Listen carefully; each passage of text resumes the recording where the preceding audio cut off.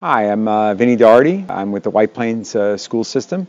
I'm a chemistry teacher here and been here since 1987 teaching. Megan Marrero. I'm an associate professor of science ed here at Mercy, and I'm also the co-director of the WIPRO Fellowship. My name is Marilyn Strapoli. I am a sixth grade science teacher in Tarrytown, New York. My name is Amanda Gunning. I'm an assistant professor at Mercy College of Science Education. I teach teachers from kindergarten through high school how to teach science. I am a co-director of the WIPRO Science Education Fellowship. This is a grant that helps support K-12 teachers in teaching science in high needs districts in our area.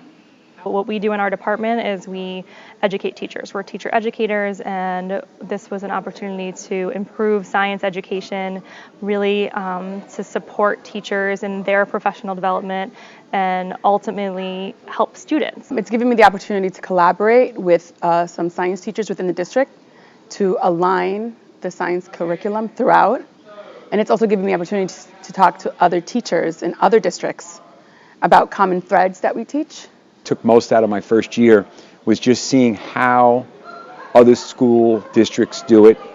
It opens your eyes as a high school teacher my entire career to see how a K-5 teacher does it and the problems that they come into with versus a middle school teacher. And then in turn, they didn't realize what we have at our high school level, and also to get an idea of what actually is taught in science at their level. So it could not have been a better experience that way. Currently working with 40 teachers in local high needs districts, and we have another cohort that will be starting in the spring, which will be an additional 20 teachers. So for over the 5-year program, we're going to touch 60 teachers in 5 districts that are high needs in our area. They're trying to use a lot more reform-based and more cutting-edge kinds of teaching practices. So a lot more inquiry, a lot more engineering, a lot more constructivism, where kids are really thinking and doing hands-on things, using technology a lot more. And this is an opportunity for teachers to try things that maybe they hadn't before in a more safe space, because they have their colleagues to rely on. They're coaching each other. They're working through it with each other, with us, with others with the fellowship.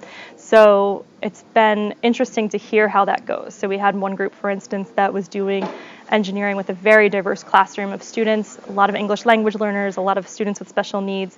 And these kids were excelling doing engineering because it's hands-on. You don't have to speak English to be able to build something or to be able to, get this car to work or whatever that engineering task is. And it's an opportunity for kids to excel no matter what their background is, whether they, struggle with reading and writing or they don't understand the language as well.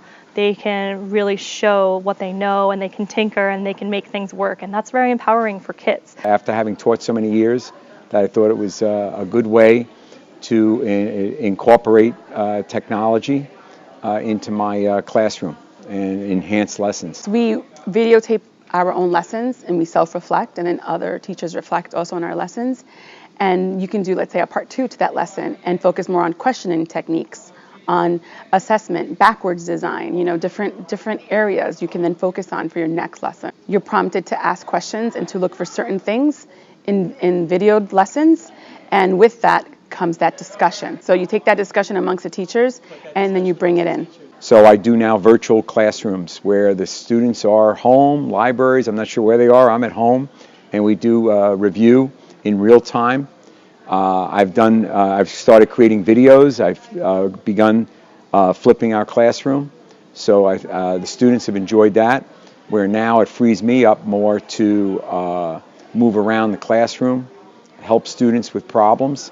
And I think having videos available to them that are taught by me, so it's in my language, has really made it a better environment for them.